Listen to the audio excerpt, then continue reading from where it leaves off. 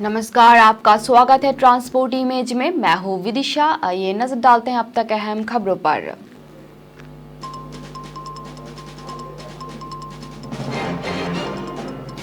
गुजरात में आज प्रधानमंत्री की 4 जगह जनसभा, शाह करेंगे रोड शो।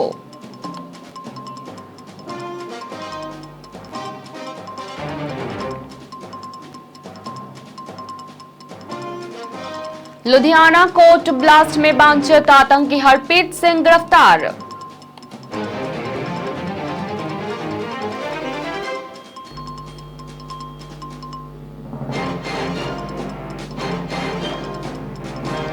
आगर मालवा में 100 किलोमीटर चलेगी राहुल गांधी की यात्रा।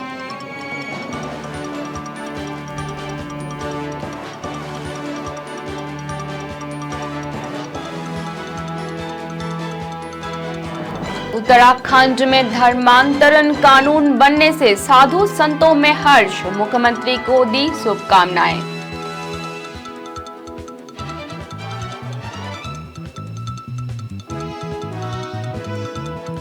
राष्ट्रपति मुर्मू 8 दिसंबर को 2 दिवसीय दौरे पर आएंगे उत्तराखंड।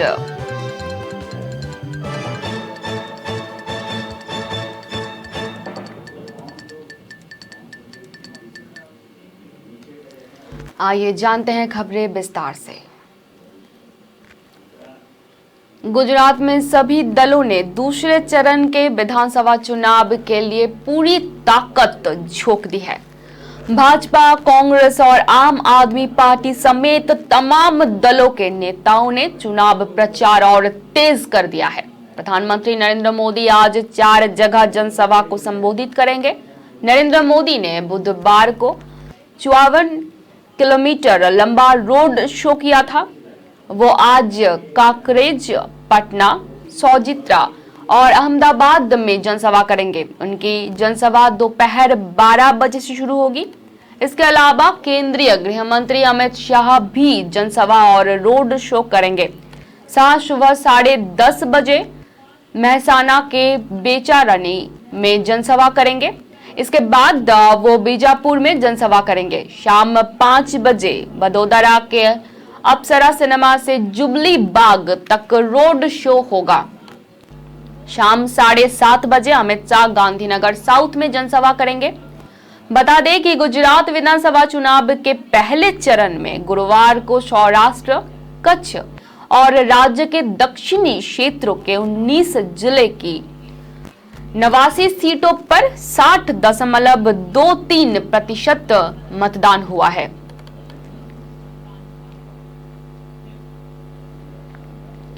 साल 2021 के लुधियाना कोर्ट बम ब्लास्ट का मुख्य साजिशकर्ता हरप्रीत सिंह राष्ट्रीय जांच एजेंसी के हत्थे चढ़ गया। उसे दिल्ली एयरपोर्ट पर दबोच लिया गया। ये जानकारी NIA ने दी। राष्ट्रीय जांच एजेंसी ने 1 दिसंबर को फरार आतंकवादी हरप्रीत सिंह को मलेशिया के कुआलालंपुर से आने पर गिरफ्तार किया। NIA ने बताया कि हरप्रीत लखवीर सिंह रोडे का सहयोगी है। रोडे पाकिस्तान स्थित इंटरनेशनल सिख यूथ फेडरेशन का प्रमुख है। लुधियाना कोर्ट ब्लास्ट में एक व्यक्ति की मौत हो गई थी।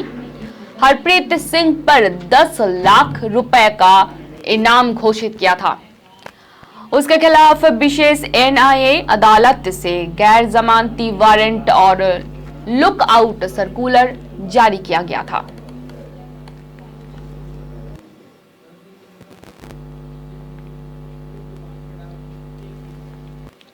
राहुल गांधी की भारत जोड़ो यात्रा आज सुबह से शुरू हो गई।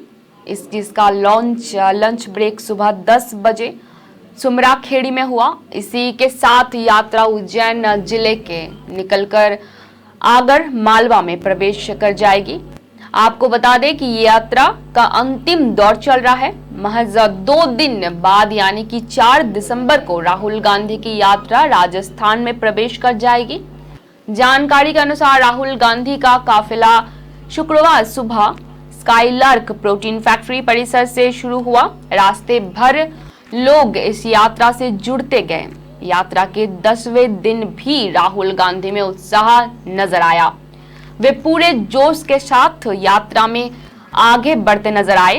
भारत जोड़ो यात्रा को 40 दिन हो चुके हैं। ये यात्रा मध्य प्रदेश में सबसे अधिक आगर मालवा क्षेत्र में रहेगी। यहाँ करीब 100 किलोमीटर यात्रा का भ्रमण क्षेत्र रहेगा। इसके बाद यात्रा राजस्थान में प्रवेश कर जाएगी।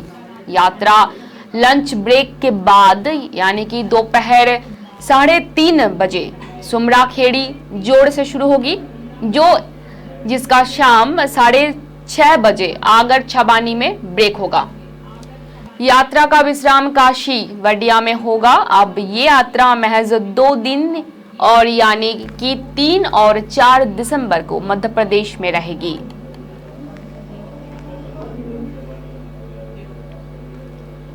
केंद्र सरकार की ओर से गरीबों, किसानों और महिलाओं से लेकर आम जनता तक के लिए कई तरह की सरकारी स्कीम चलाई जा रही है, जिसके तहत आर्थिक सहायता से लेकर फ्री राशन समेत कई सुविधाएं दी जाती है। हाल ही में एक पोस्ट सामने आई है जिसमें दावा किया जा रहा है कि केंद्र सरकार युवाओं को हर महीने 3400 रुपए देगी। आइए आपको बताते हैं क्या है आखिर ये पूरा मामला। इन दिनों सोशल मीडिया पर कई तरह की खबरें वायरल हो रही हैं, जिनको तेजी से शेयर किया जा रहा है। इन दोनों एक वायरल पोस्ट में दावा किया जा रहा है कि केंद्र सरकार प्रधानमंत्री ज्ञानवीर योजना के तहत युवाओं को हर महीने 3400 रुपए दे रही है। इस पोस्ट को देखने के बाद में PIB ने इसका फैक्ट चेक किया। फैक्ट चेक में PIB ने इसकी सच्चाई के बारे में बताया है। PIB ने अपने ऑफिशियल ट्वीट पर इसके बारे में जानकारी दे दी। इस पोस्ट में दावा किया जा रहा है कि प्रधानमंत्री ज्ञानवीर योजना के तहत पंजीकरण करने पर सभी युवाओं को प्रति माह 3400 दिए जाएंगे। PIB ने बताया कि ये दावा पूरी तरीके से फर्जी है। इस तरह की किसी वेबसाइट या फिर लिंक पर अपनी निजी जानकारी साझा ना करें। इस तरह की किसी भी पोस्ट को आगे शेयर करने से पहले इसका फैक्ट जरूर चेक कर लिया जाए।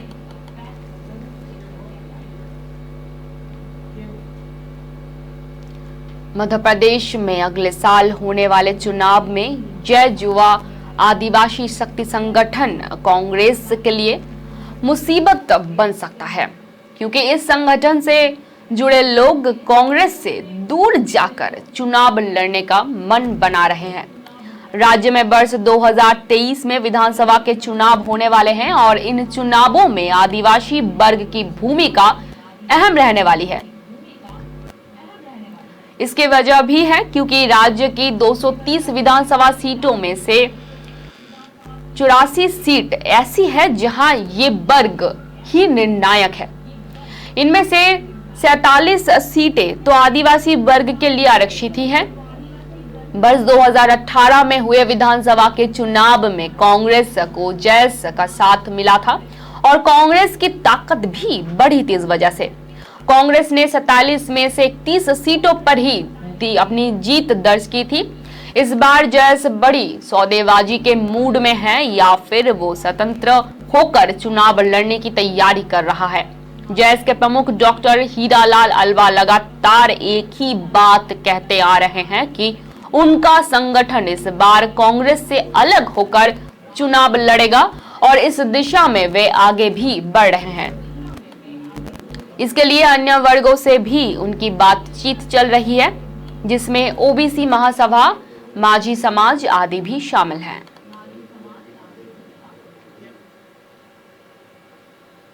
शहर के नवीन शासकीय विधि महाविद्यालय के 6 शिक्षकों पर धार्मिक कट्टरता फैलाने का आरोप लगाया गया है। गुरुवार को अखिल भारतीय विद्यार्थी परिषद के छात्रों नेताओं ने कॉलेज में प्रदर्शन करते हुए जमकर हंगामा किया। उन्होंने इन शिक्षकों द्वारा कॉलेज का माहौल खराब करने और विवादित टिप्पणियां करने का आरोप तक लगाया है। ये भी कहा कि शिक्षक छात्राओं को अकेले में भी बुलाते हैं। मामले की गंभीरता से लेते हुए कॉलेज प्रबंधन ने शिक्षकों पर कार्रवाई की है। 5 दिनों के लिए उन्हें कार्य मुक्त कर दिया गया है। मामले में जांच का आश्वासन भी दिया गया है। दरअसल एबीवीपी के प्रांत मंत्री घनश्याम सिंह चौहान, लकी आदिवाल, दीपेंद्र ठाकुर, ब्रिजेंद्र धाकड़ सहित अन्य कार्यकर्ताओं ने गुरुवार को कॉलेज पहुंचकर प्राचार्य डॉक्टर हनामुरमाहा का घेराव करते हुए जोरदार प्रदर्शन किया। छात्र नेताओं ने 6 शिक्षकों पर गंभीर आरोप लगाया और धार्मिक कट्टरता फैलाने की बात कहते हुए उन्हें तत्काल निलंबित करने की भी मांग रखी। हंगामे के दौरान महाविद्यालय के कुछ अन्य विद्यार्थी भी सामने आए।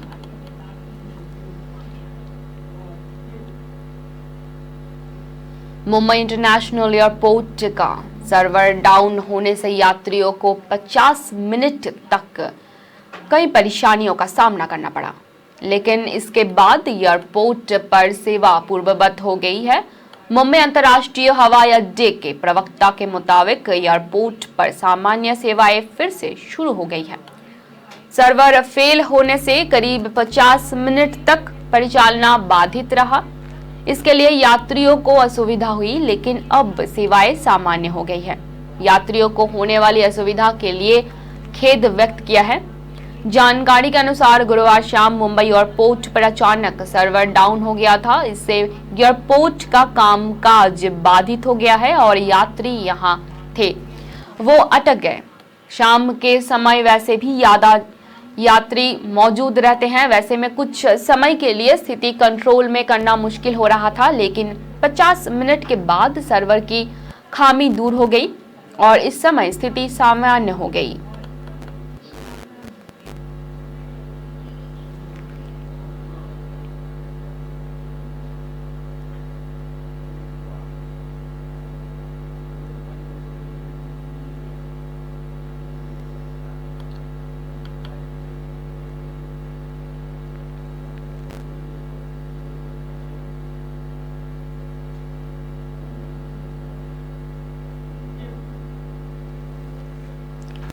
उत्तर रेलवे ने गुरुवार को कहा कि 3 दिसंबर से टिकट बुकिंग सहित अन्य सेवाएं 5 घंटे तक बाधित रहेगी।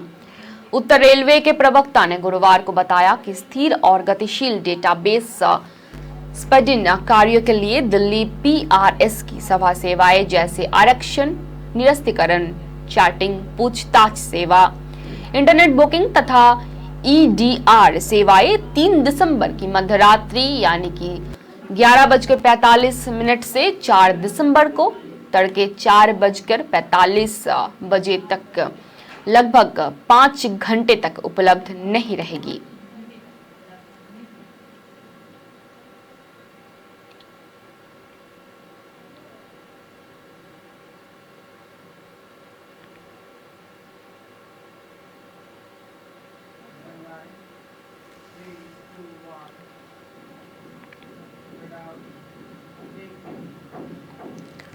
मनोज तिवारी, रविकिशन और दिनेश लाल यादव निरहुआ ने कहा कि भाजपा कार्यकर्ताओं से मिले स्नेह, सम्मान और सहयोग के चलते आज दिल्ली में बसा पूर्वांचल समाज नगर निगम चुनाव में भाजपा के पक्ष में मतदान करने का मन बना चुका है। नगर निगम चुनाव प्रचार बंद होने से एक दिन पूर्व भारतीय जनता पार्टी के वरिष्ठ नेताओं ने जनसभाओं को एवं पदयात्राओं के माध्यम से मतदाताओं तक अपनी बात पहुंचाई और दिल्ली के केंद्र सरकार के विकास योजनाओं से जोड़ने के लिए 4 दिसंबर के चुनाव में भाजपा के पक्ष में मतदान करने का आह्वान भी किया।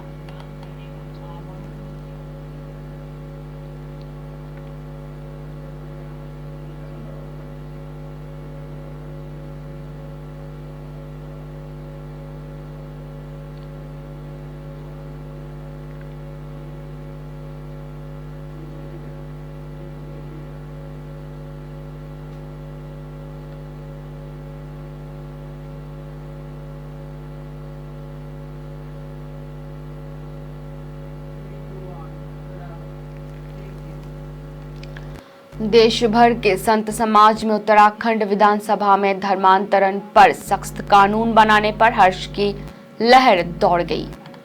मुख्यमंत्री को तमाम साधु संतों की ओर से शुभकामनाएं मिल रही है। यही नहीं, ट्विटर पर भी आज देश में धर्मरक्षक धामी नंबर 1 पर ट्रेंड हुआ। धर्मांतरण पर सख्त कानून बनाने की प्रतिबद्धता मुख्यमंत्री पुष्कर सिंह धामी पहले ही जता चुके थे।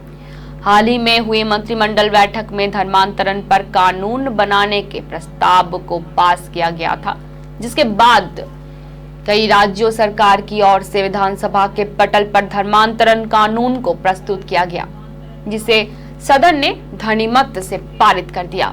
मुख्यमंत्री धामी की ओर से लाए गए इस कानून को लेकर अब देश भर में साधु समाज आनंदित है।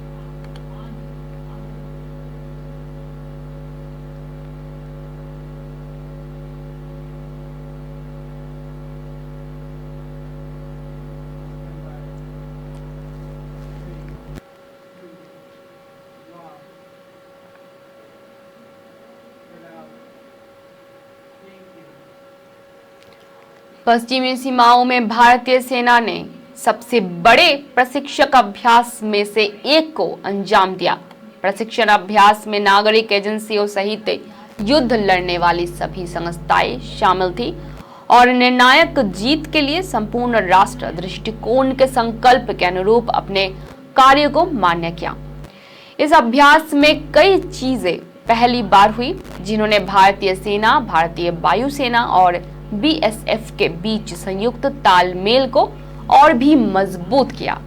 सप्ताह भर चले अभ्यास के दौरान परिचालन क्षमताओं को बढ़ाने में स्वदेशी तकनीकों और उपकरणों का जमीनी उपयोग किया गया।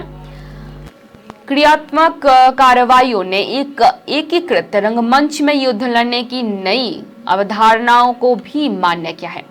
पहली बार भारतीय सेना और भारतीय वायु सेना दोनों के सबसे वरिष्ठ कमांडरों ने एक साथ अग्रिम क्षेत्रों में अभ्यास करने वाले सैनिकों का दौरा किया और सीमा सुरक्षा बल सहित उनके अंदर सेवा समन्वय और अंतर क्षमता की समीक्षा की।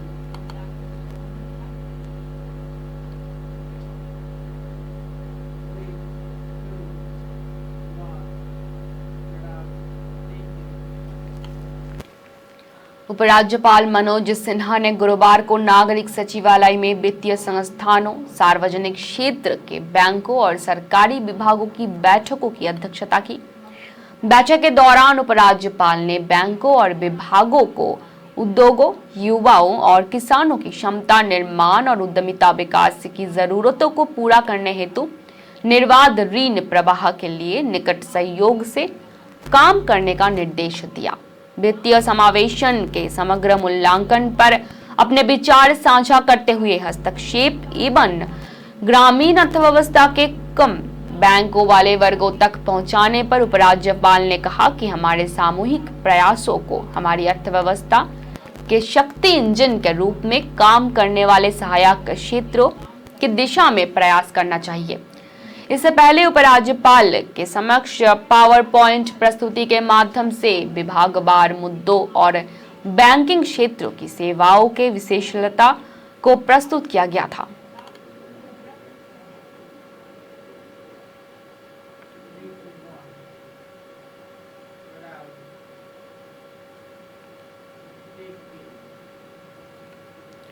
उपराज्यपाल मनोज सिन्हा ने गुरुवार को पौनी रियासी में अमर जवान शौर्य स्थल का उद्घाटन किया और परम पूज्य संत बालक योगेश्वर दास जी महाराज को श्रद्धा सुमन अर्पित किए।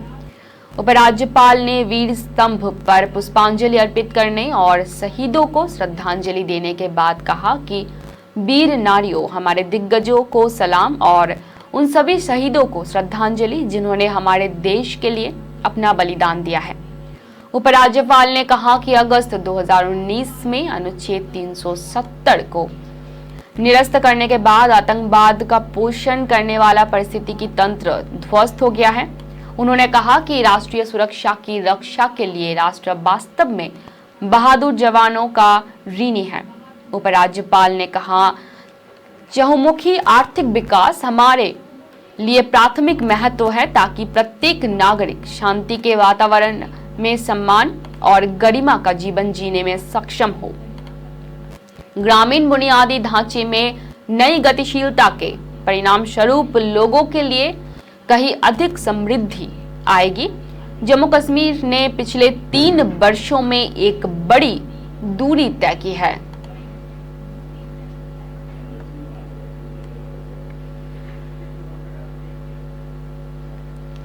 राष्ट्रपति द्रौपदी मुर्मू 2 दिवसीय दौरे पर 8 दिसंबर को देहरादून आएंगी। इस दौरान वे दून विश्वविद्यालय के दीक्षांत और लाल बहादुर शास्त्री प्रशासनिक अकादमी मसूरी में आयोजित कार्यक्रम में प्रतिभाग करेगी।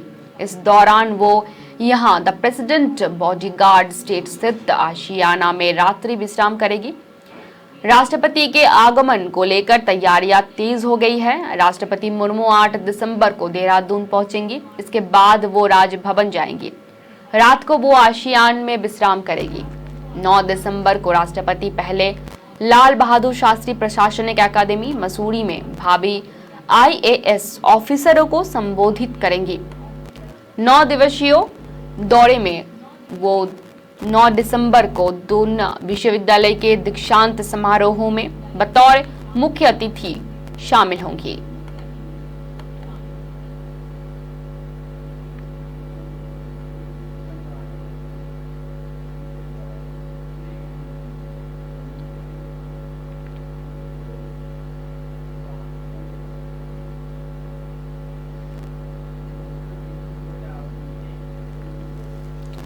जर्मनी की विदेश मंत्री अन्नालेना बेयरबॉक 5 से 6 दिसंबर तक भारत की आधिकारिक यात्रा करेंगी। विदेशी मंत्रालय के अनुसार विदेश मंत्री डॉक्टर एस जयशंकर बेयरबॉक के नई दिल्ली प्रवास के दौरान 5 दिसंबर को द्विपक्षीय वार्ता की मेजबानी करेंगे। इस दौरान दोनों मंत्री आपसी हित के द्विपक्षीय, क्षेत्रीय और वैश्विक मुद्दों पर चर्चा करेंगे। उल्लेखनीय है कि सामरिक भागीदारी के रूप में भारत और जर्मनी के बीच समान मूल्यों और साझा लक्ष्यों पर आधारित एक दीर्घकालीन संबंध है। 2021 में राजनयिक एवं संबंधों की स्थिति स्थापना को 70 वर्ष पूरे हो गए हैं। इस वर्ष में भारत और जर्मनी के बीच कई उच्च स्तरीय बैठक हुए हैं। इसमें प्रधानमंत्री की 2 मई को 6 भी भारत जर्मनी अंतर सरकारी परामर्श के लिए बर्लिन की यात्रा भी शामिल है, जिसके बाद प्रधानमंत्री की जर्मनी में चांसलर स्लोज के निमंत्रण पर 6 G7 शिखर सम्मेलन के लिए यात्रा भी हुई थी।